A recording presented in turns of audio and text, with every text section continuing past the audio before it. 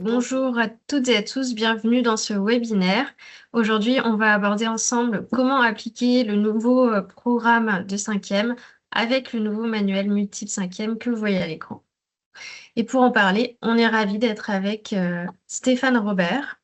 Il est enseignant depuis plus de 20 ans, formateur pour l'Académie de Lille et co-directeur de la collection multiple. Et il est également membre du groupe de jeu de l'APMEP. Sa présentation va durer une vingtaine de minutes et ensuite vous pourrez échanger avec lui. Pour cela, vous avez deux outils à votre disposition. En haut de votre écran, vous avez l'outil questions et réponses ou bien vous avez l'outil de discussion. Vous pouvez envoyer tous vos messages pendant sa présentation. On essaiera de répondre à la fin.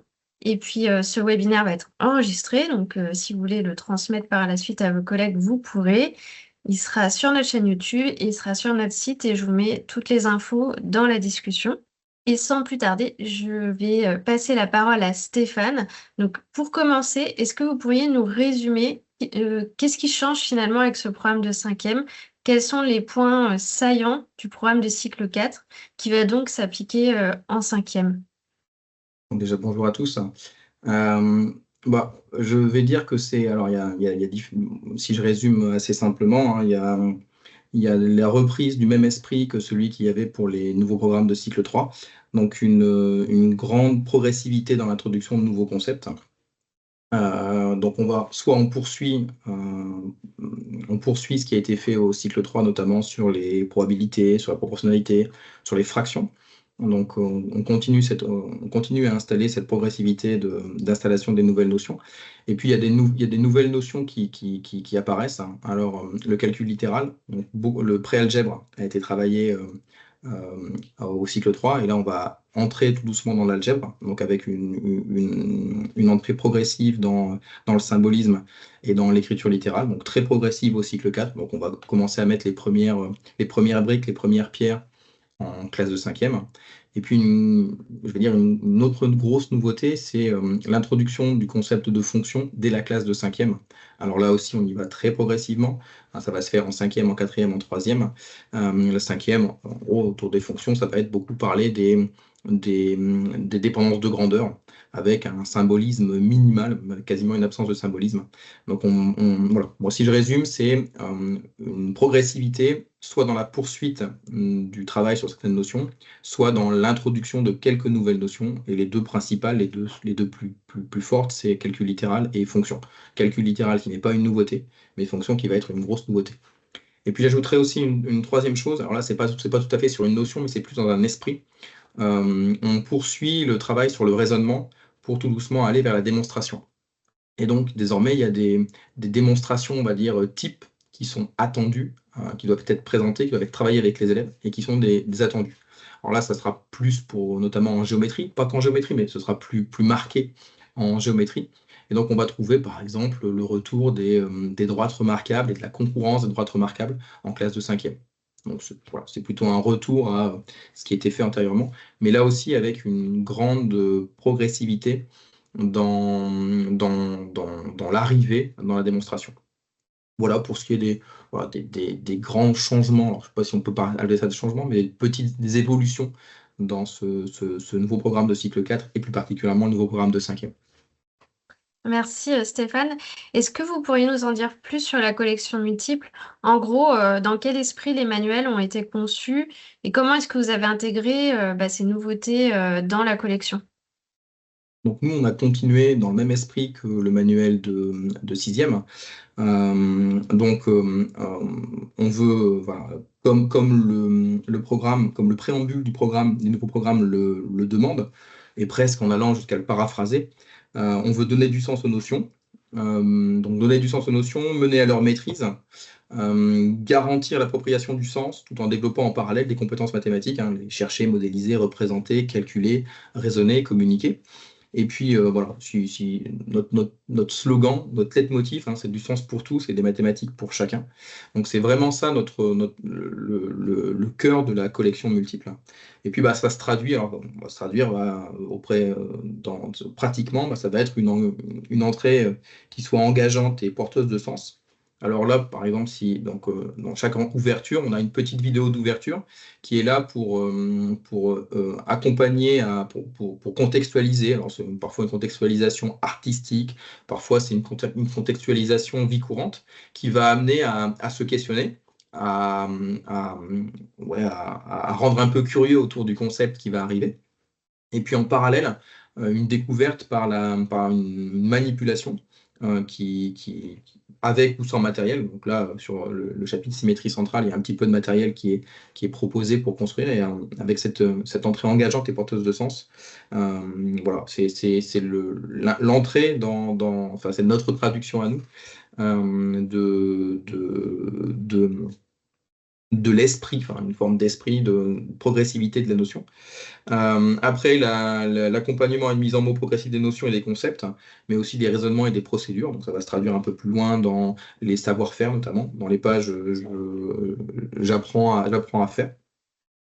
Et puis, ça va aussi se décliner donc avec une construction solide et rigoureuse des apprentissages qui sont à mémoriser. Et puis, par la suite, dans la partie entraînement, donc une aide à l'installation d'automatismes, que ce soit par l'offre de rituels, donc des automatismes autour de la notion ou du calcul mental, un entraînement qui va être un entraînement ciblé, différencié, accompagné et progressif. Donc là, par exemple, si le début, les premières étapes de l'entraînement, c'est autour de choses qui sont des applications assez immédiates, assez directes, dans la rubrique Je prends confiance. Et puis après, dans ce jeu prends confiance, on va commencer à développer certains automatismes autour du nouveau concept, de la nouvelle notion qui seront testés en fin de cette partie Je prends confiance. Puis après, on va aller vers des demandes, des attentes qui sont un petit peu plus élaborées, en croisant les savoir-faire ou en croisant les compétences. Pour aider l'enseignant à proposer l'entraînement qui soit le plus proche des besoins de chaque élève ou des capacités de chaque élève. Dans la partie, dans les spécimens, on a décidé d'indiquer par un petit code le degré de difficulté, on va dire, des exercices, des entraînements. Et ce degré de difficulté n'est visible que par l'enseignant. Donc, ne sont présents que dans le spécimen. C'est pas présent dans les manuels élèves. Le but, c'est d'accompagner l'enseignant, de proposer une différenciation possible, d'être au plus proche des besoins des élèves, mais sans avoir un côté qui pourrait être un peu stigmatisant.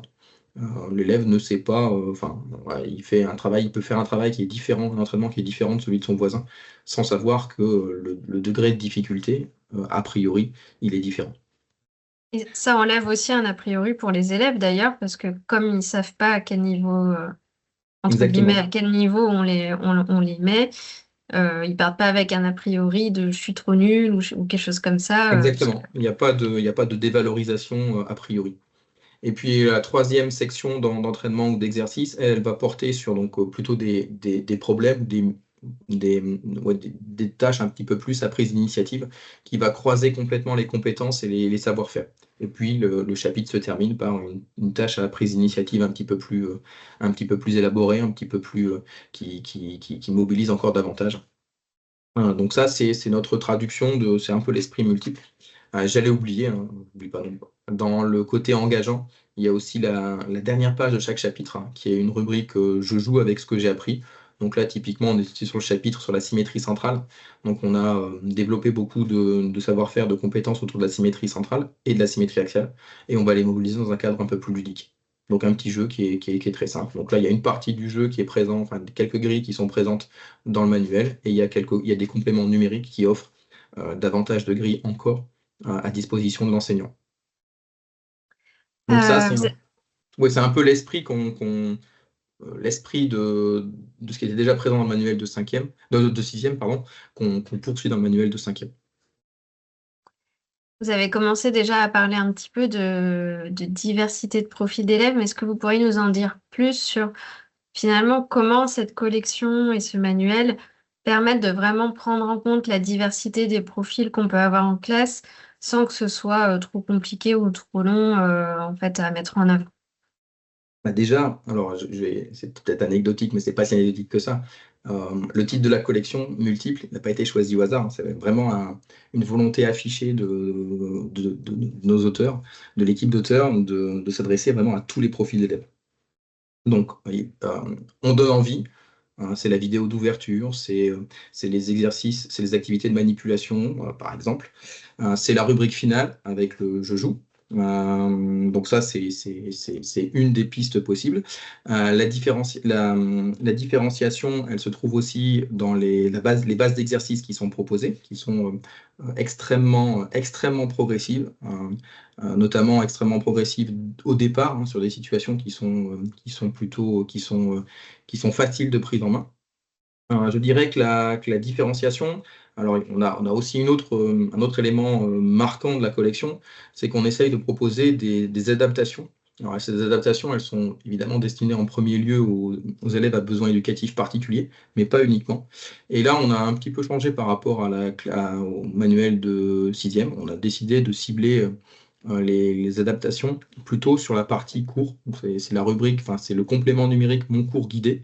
Donc, dans le manuel est proposé un cours, on va dire, alors un cours très rigoureux, très précis, très complet, très standard, mais qui, dans sa forme ou dans sa présentation, ou dans le vocabulaire employé, ou dans les tournures employées, ou dans les exemples notamment, ne sont pas forcément adaptés à des élèves à besoins éducatifs particuliers. Donc, Claire Lomé et Pierre Auger, qui sont spécialisés dans l'adaptation, proposent une version, on va dire, plus guidée du cours, plus accompagnante. Alors, visuellement, bah, ça se traduit déjà par une aération, un interlignage, enfin, des choses qui sont plus adaptées à des élèves présentant certains troubles, par exemple. Mais les exemples sont plus complets, enfin, les exemples, les illustrations sont plus complètes, plus précises, avec une prise par la main, davantage pris par la main. Donc, c'est un vrai plus produit pour différencier. Alors évidemment, ce cours guidé s'adresse principalement aux élèves à besoins éducatifs particuliers, mais pas que. En fait, tout un chacun peut y trouver un- comment dire, un éclaircissement, un éclairage ou une adaptation qui peut davantage lui convenir. Donc Et ça on peut aussi, télécharger. exactement. Oui, Voilà. oui, pardon, ils Une sont fois que tous vous avez un compte enseignant, vous pouvez le télécharger sur notre site et il n'y a rien à payer en plus, quoi. Donc, exactement. Et c'est alors ça peut être alors là aussi ça peut être fait par n'importe quel élève, quoi. Enfin chaque enseignant est libre de l'utiliser à loisir, mais les élèves peuvent aussi s'en emparer, puisque c'est évidemment présent aussi sur le manuel élève. tout à fait. Et il y a des choses par rapport au fait de développer aussi l'autonomie, des élèves. Alors pour développer l'autonomie des élèves, alors notamment pour développer l'autonomie des élèves, oui, alors,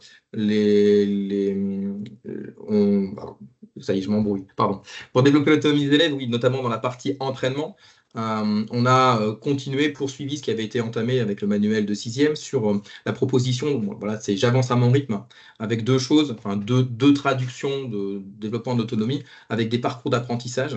Donc je cible pour chaque chapitre un savoir-faire précis et on me propose une succession d'exercices qui va me permettre de travailler spécifiquement sur ce savoir-faire-là. Donc il y a 5 savoir-faire plus développer des automatismes, c'est le petit encart jaune. Et donc il y a une sélection d'exercices très progressifs de la banque d'exercices qui va cibler cet apprentissage-là ou cet entraînement-là. À savoir que chaque parcours, il y a un petit complément numérique qui propose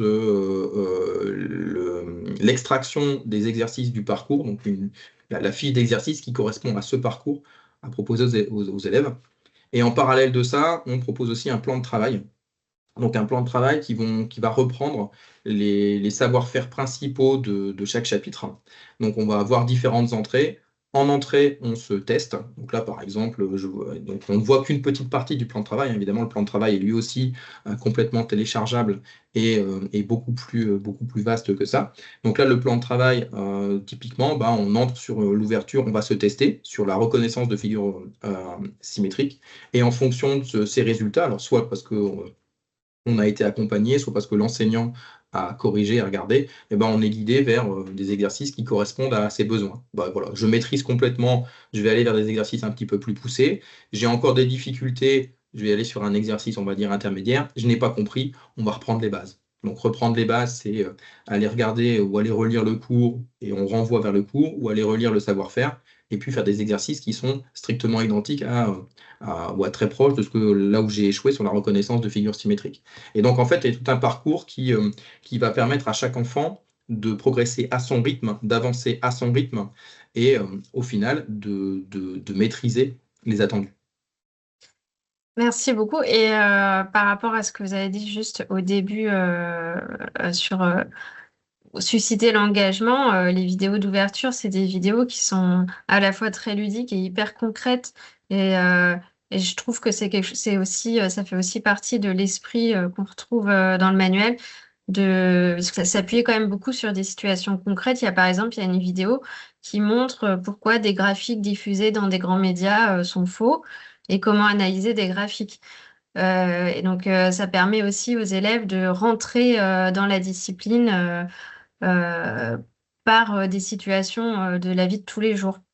Exactement, donc il y a 15 chapitres dans le manuel de cinquième, donc il y a 15 vidéos qui sont vous l'avez dit, hein, qui sont sur des contextes et des domaines très très divers, très très variés. Il y a des contextes de vie quotidienne, il y a des contextes plutôt scientifiques, il y a des contextes plutôt artistiques, donc il y a une très grande variété. Et ces vidéos, bah, elles ont vocation soit à être regardées, ça peut être regardé, ça peut éveiller la curiosité seule des élèves, elles sont accessibles dans le manuel élève, mais ça peut être aussi pour nous enseignants un point de départ pour lancer le chapitre, pour lancer la discussion, pour rendre curieux, pour amener des questions. Et au fil du chapitre, les problèmes qui ont été rencontrés ou qui ont été soulevés seront résolus en introduisant une nouvelle notion. Et c'est celle qui sera introduite au fil du chapitre. Donc c'est quelque chose qui est, ouais, c'est un vrai plus. Oui, et donc on voit qu'après, les différents profils, enfin, il y a vraiment tous les cas de figure qui sont prévus. Donc, vous avez parlé des élèves à besoins particuliers, mais aussi les élèves qui sont peut-être, qui ont compris plus vite, bah, ils peuvent avoir les parcours qui leur permettent d'être autonomes pour aller plus loin, etc. Donc ça, c'est vraiment euh, important que ce manuel permet d'aller dans toutes les situations et toutes les directions possibles, en fait, quel que soit le niveau de l'élève, mais aussi son implication dans la discipline. Exactement. Le Euh, manuel, c'est multiple parce que ça s'adresse à la multiplicité des profils d'élèves en termes d'appétence, en termes de compétences. Le but, c'est faire progresser tout le monde au mieux de ses capacités. Donc les élèves en difficulté, les élèves à besoins éducatifs particuliers, les élèves motivés, ceux moins motivés, ceux qui veulent aller plus loin. Donc il y en a vraiment, bah, voilà, c'est vraiment un contenu qui est multiple. Peut-être que pour terminer, on pourrait parler un peu des automatismes, parce que c'est quand même un sujet super important. Ils sont maintenant dans le programme de cycle 4. C'est quelque chose qu'il faut donc absolument travailler. Et donc, comment on peut, de manière plus précise, comment est-ce qu'on peut les travailler facilement et efficacement grâce à ce manuel? Alors nous, les automatismes, on va dire, on a trois types d'automatismes, ou trois endroits distincts où on va trouver des automatismes. Alors évidemment, quand on pense automatisme, on pense tout de suite à calcul mental. Donc on a dans chaque chapitre, il y a une rubrique de développement du calcul mental, c'est je calcule vite, où on propose des exercices, enfin des questions ou des exercices. Donc ça va balayer, l'auteur de cette rubrique a cherché à balayer toutes les compétences de calcul mental attendues en cinquième. Donc au fil des chapitres, on ne va pas retrouver à chaque fois les mêmes compétences, enfin des compétences vont revenir. Enfin, donc il y a un entraînement qui est prévu. Là, dans le manuel, donc il y a un tout petit extrait où il y en a 6. En complément numérique, cet entraînement, je calcule vite, est multiplié. Donc il y a des diaporamas qui sont proposés et qui vont proposer la multiplication de cet exercice-là. Donc ça peut être l'occasion de rituels. On a un autre complément numérique sur ce calcul mental qui est nouveau. Donc là, c'est une nouveauté du manuel de cinquième par rapport à un manuel de sixième. C'est Je peux pas GMAT plus. Donc appuyez sur le site Je peux pas GMAT qui propose du calcul mental, de l'entraînement en calcul mental.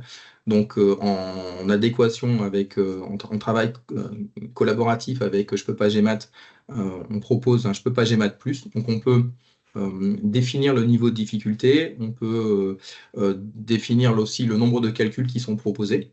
Alors ça peut être pour nous en classe pour enseignants. On a préparé notre séance et on propose ça aux élèves, mais ça peut être aussi un entraînement autonome pour les élèves, hein. Ils peuvent voilà, scanner le petit QR code et avoir accès au site. Donc là, typiquement, bah, il y a une dizaine de calculs sur l'addition de fractions. Donc, on peut aussi sélectionner le niveau, on peut sélectionner le nombre de calculs. Donc, c'est un entraînement, enfin, un moyen de développer ces automatismes en autonomie. Évidemment, c'est corrigé, enfin, c'est corrigé et conseillé. Il y a aussi un volet enseignant qui, lui, est accessible depuis le spécimen. Alors, le volet enseignant propose une entrée plutôt par compétence. Donc, l'entrée élève est plutôt une entrée par chapitre avec un mélange des compétences. Et on a une entrée par compétence. Donc, je veux entraîner aujourd'hui mes élèves sur une compétence de calcul mental particulière. Par exemple, la proportionnalité ou les fractions. Donc, je rends les fractions, je prends proportionnalité. Bon, voilà, on était parti sur proportionnalité. Donc, j'ai différentes sous-compétences en termes de proportionnalité, avec à chaque fois, donc, prendre la fraction d'une quantité, il y a un petit exemple, et je vais proposer un exercice avec, là je sélectionne, hein, le temps laissé à chaque enfant pour répondre, le nombre de calculs, la difficulté envisagée. Est-ce que je le propose en ligne, donc dans une salle pupitre sur un clavier, ou est-ce que je veux en faire sur une feuille? Et dans ce cas-là, j'ai les deux formats qui me sont proposés, et puis l'entraînement, on peut le lancer. Donc ça, c'est l'entraînement au calcul mental. Donc voilà, il y a vraiment je peux pas GMAT+, c'est vraiment un complément très pertinent pour l'entraînement en classe, outil prof ou en autonomie avec les élèves. Et évidemment, c'est adapté aussi pour l'emploi sur téléphone, hein. Donc il est optimisé pour être parfaitement ergonomique pour un emploi sur téléphone. Donc ça, c'est, on va dire, notre partie automatisme dans multiples sur le calcul mental. Et puis, il y a deux autres endroits où il y a aussi les automatismes. Donc, en chaque début de chapitre, façon un petit peu rituelle, c'est des automatismes déconnectés. Donc, c'est-à-dire, voilà, c'est des automatismes qui ont déjà été développés. Donc, c'est plutôt des automatismes de niveau N-1, donc cycle 3. Une petite sélection de 5 ou 6 questions par chapitre. Donc ça, c'est ce qui est présent dans le manuel. Et là, à nouveau, il y a un petit lien vers 5 rituels supplémentaires en diaporama. Ça, c'est pour l'enseignant. Donc, ce qui fait qu'il y en a un dans le manuel et 5 en complément. Et qu'au fil des 15 chapitres, on va balayer toute la variété des automatismes qui sont attendus, qui ont déjà été développés et qui sont attendus, qui doivent être entraînés, qui doivent être poursuivis en classe de 5e. Et enfin, dernier endroit où nous avons été sensibles aux automatismes, évidemment, chaque chapitre, là je prends par exemple le symétrie centrale qui vous est proposé, chaque chapitre va amener la construction de nouveaux automatismes. Alors on n'attend pas à ce que ce soit des automatismes en 5e, on attendra à ce que ce soit des automatismes en classe de 4e, mais ces nouveaux automatismes qui sont introduits, il faut les développer. Donc, dans chaque chapitre, on va développer ces automatismes. Et en fin de la première section d'exercice, la section Je prends confiance, on a une petite rubrique Je teste mes automatismes. Donc, c'est les automatismes, on va dire, du chapitre, les nouveaux automatismes, ce qui doit devenir un automatisme dans les années futures. Ben, je peux déjà me tester. Donc, d'abord, je repère quels sont ces automatismes. Je vois où je me situe. Est-ce que je les maîtrise, est-ce que je ne les maîtrise pas? Donc, il y a une rubrique à chaque fin dans chaque chapitre, une petite rubrique à la fin de Je prends confiance. Et cette rubrique, là aussi, c'est un nouveau complément numérique qui est offert avec le manuel de 5e, Multiplus. On les a rendus aléatorisables. Donc, c'est-à-dire que là, dans le manuel, il y a 4 exercices. Et bien, ces 4 exercices, en ayant accès au complément Multiplus, on va pouvoir les aléatoriser, les modifier. Donc, à chaque fois qu'on va générer un nouveau je teste mes automatismes, eh ben, vous allez avoir de nouvelles valeurs, de nouvelles figures. Et donc, en fait, vous allez avoir une nouvelle série d'automatismes. Donc là aussi, c'est accessible dans le manuel enseignant. Et donc, vous pouvez générer de nouveaux automatismes, de nouvelles séries d'automatismes, autant de fois que vous le souhaitez, autant de fois que vous en avez besoin. C'est aussi corrigé, donc on a accès à la correction. Donc là, c'est la version, on a deux versions. On a la version en projetable, sous forme de petits diaporamas. On a aussi on peut générer une fiche de nouveaux automatismes. Donc là c'est la version projetable, où je peux proposer des séances, même chose, des petits rituels. Et puis je peux aussi proposer une fiche d'exercice, on va dire, une fiche d'automatisme, qui va générer un petit PDF, et je peux en créer autant que je souhaite. Donc en fait, chaque élève chaque élève peut avoir autant de séries d'automatismes qu'il le souhaite. Elles vont être différentes. C'est la même consigne, mais c'est pas la même demande en termes de figure, en termes de valeur, en termes de calcul. Ça, c'est aussi pour tester mes automatismes. Et puis, je terminerai aussi, parce qu'il faut quand même que je le cite, hein. Il y a aussi une rubrique qui est « Je prépare mon évaluation », qui est l'une des rubriques de presque la rubrique finale de chaque chapitre. Donc là, bah voilà, on s'est entraîné, on va être évalué. Donc, comme dans le manuel de 6e, on a une petite manière de se préparer. Donc là, c'est à destination des élèves en autonomie, ou aussi à destination des accompagnants. Alors, je pense aux parents, je pense au dispositif devoir fait. Bah voilà, je sais ce que je dois maîtriser à l'issue de ce chapitre. Et là aussi, un petit complément numérique, petite offre supplémentaire, un multiplus, qui va proposer l'aléatorisation de cette page. Donc en fait, je peux générer autant de pages, je prépare mon évaluation que je le souhaite. Donc les questions vont rester les mêmes. Par contre, si ce sont des calculs, les valeurs vont changer. Si ce sont des figures, par exemple, là je prends, voilà, je pensais, on avait sous les yeux le dernier exercice où on demande à repérer les éléments de symétrie. Bah, à chaque fois que je génère une nouvelle page, j'ai de nouvelles figures qui me sont proposées. Donc en fait, je peux m'entraîner en classe ou hors classe, en autonomie, autant de fois que je le souhaite. J'ai des exercices et j'ai de nouvelles fiches d'exercices.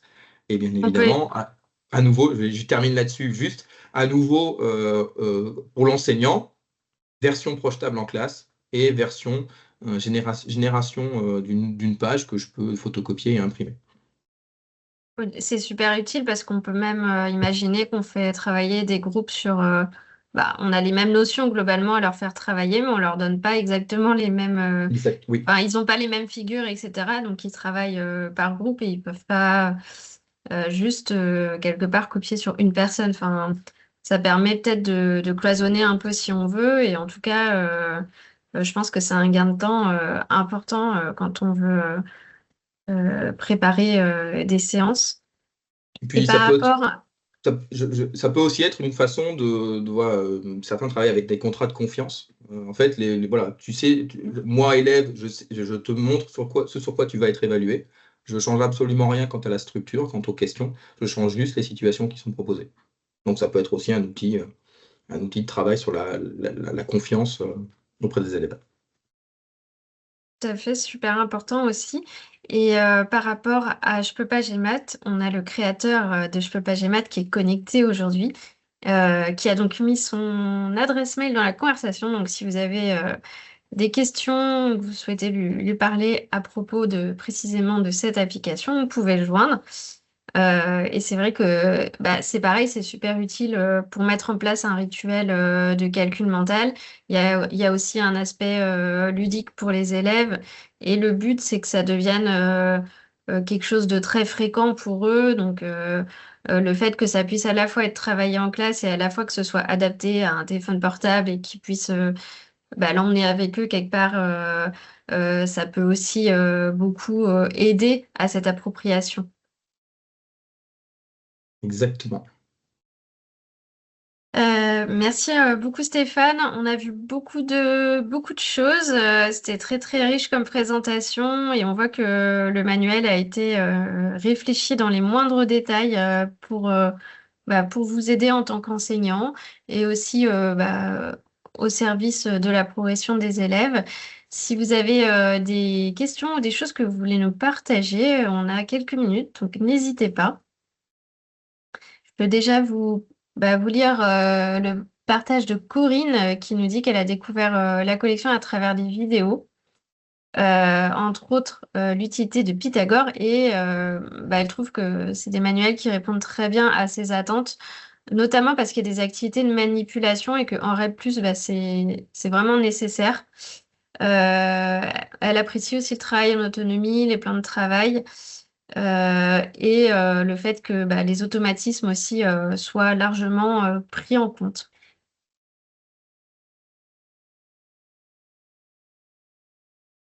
Et sinon, on a une question de Anne-Marie qui demande, donc c'est sur Je peux pas, j'ai maths. Euh, Est-ce que finalement c'est plutôt pour le calcul mental ou les automatismes? Alors, le Je peux pas GMAT a été vraiment, est vraiment ciblé sur des automatismes de calcul mental.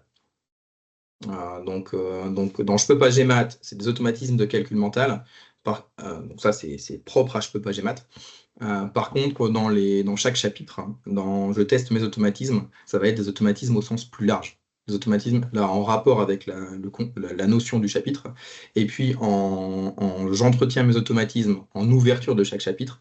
Là, ce sont des automatismes qui sont déconnectés. Donc, ils peuvent être des automatismes de calcul, mais qui sont des automatismes au sens beaucoup plus large. Et dans J'entretiens mes automatismes, on balaye la totalité des automatismes attendus par le programme. Dans chaque entrée du programme, dans les entrées du programme, dans chaque entrée notionnelle, il y a un petit rappel des automatismes, une liste des automatismes qui doivent être travaillés avec les élèves. J'entretiens mes automatismes balaye l'intégralité de ces automatismes. Donc au fil des 15 chapitres, à la fois dans la partie visible dans le manuel, et à la fois dans les compléments numériques qui augmentent fortement le nombre de situations qui sont proposées. En gros, Et est-ce... rien qu'avec Oui. l'entretien mes automatismes, donc il y en a 6 par chapitre, hein. On a 15 chapitres, donc il y en a 90. Donc il y a 90 occasions de rituels qui sont proposées. Donc ça ne veut pas dire qu'il faut utiliser les 90, hein, mais si on veut faire ça, moi j'imagine un petit rituel 1 à 2 fois par semaine. Voilà, il y a suffisamment de matières qui sont proposées dans le manuel et dans les compléments numériques pour que les rituels soient prêts et pour Est-ce répondre au que... programme. Merci Stéphane. Est-ce que Je peux pas GMAT, ça peut être intégré dans Moodle. Je crois que Moodle, c'est une plateforme que les enseignants utilisent, si je dis pas de bêtises. Alors là, la question, elle est un peu technique pour moi. Je pense que si vous l'envoyez à Benjamin avec Oui. je peux pas gmail.com, je pense qu'il se fera un plaisir de vous répondre. J'aurais une tendance à dire oui, mais je suis pas spécialiste, donc Mm. je ne sais pas. En tout cas, quand vous achetez le manuel, après, bah, vous avez accès à tout ce qu'on vous a présenté. Euh, Est-ce que quand les élèves travaillent sur Je peux pas GMAT, l'enseignant a un retour? Non, Euh, c'est quelque chose voilà, que l'élève fait en autonomie totale quand oui, il décide de travailler dessus. Donc c'est soit on le fait en classe tous ensemble, oui. soit l'élève le fait de son côté. D'accord. Oui, il n'y a pas enregistrement, il n'y a pas de possibilité d'enregistrer les résultats ou de créer. Il y a pas de compte à créer. Voilà. Donc à la fois, c'est beaucoup plus simple d'emploi, ça peut être employé directement.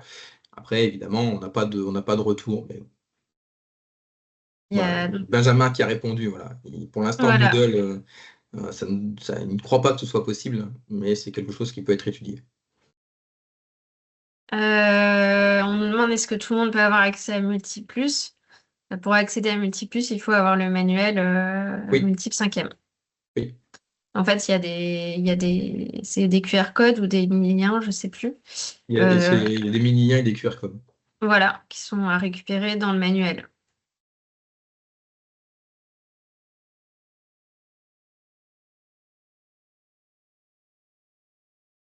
Oui, bah voilà. Donc, Oui, Benjamin alors, confirme, hein, ouais. on a opté, l'option qu'on a choisie, c'est la simplicité d'emploi, hein, donc pas de création, enfin la simplicité d'emploi pour l'enseignant, et pour l'élève aussi, hein, pas de création de compte, on peut y avoir accès directement, donc c'est beaucoup plus facile, c'est beaucoup plus réactif, hein.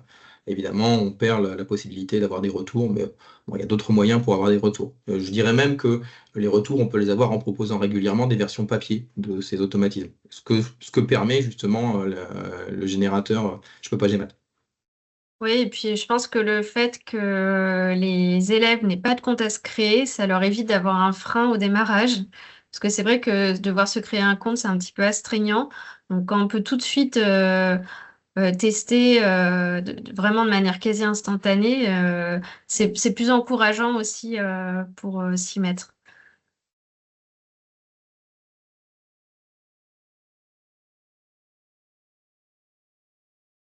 Alors, il y avait une question sur les évaluations, mais n'hésitez pas à préciser votre question, Anne-Marie, parce que je ne sais pas si elle concerne ce qu'on vient de dire, donc je peux pas GMAT, ou si c'est une question plus large sur le manuel.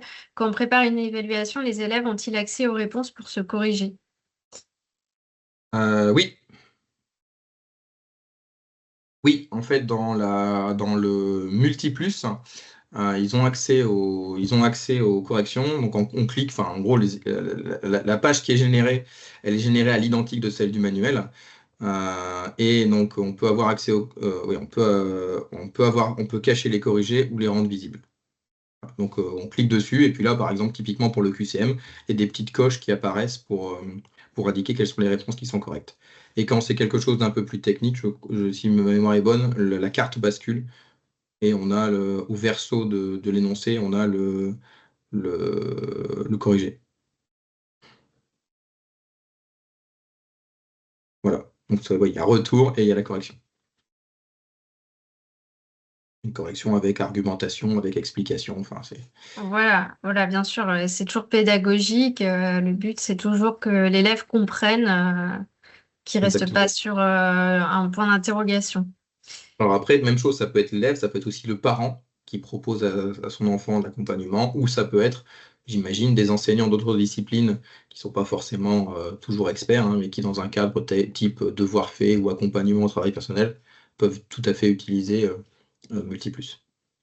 Oui, je pense que c'est important effectivement d'avoir pensé aux parents ou aux autres personnes qui pourraient être amenées à encadrer en fait, parce que bah, les parents, par exemple, ils ont parfois un petit peu oublié certaines choses ou ils sont pas forcément au courant de comment ça se passe aujourd'hui et de la Exactement. structuration de l'apprentissage aujourd'hui. Donc comme ça permet de simplifier les choses, les simplifier dans le sens les rendre accessibles, pas dans le sens en diminuer la substance, quoi.